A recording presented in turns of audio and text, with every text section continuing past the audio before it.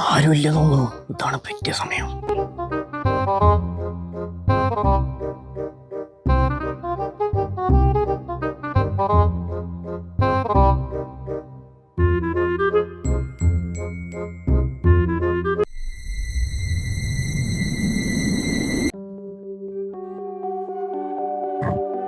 ഓ രക്ഷപ്പെട്ടു.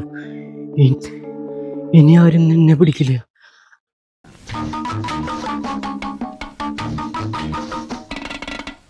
ഒരു മാസത്തെ പൈസ സെറ്റായി.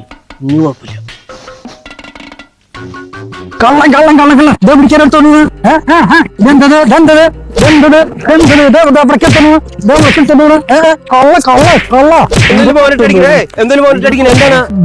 എന്തോ സാധനം കട്ടോണ്ടു ചാക്കരാക്കിട്ട്.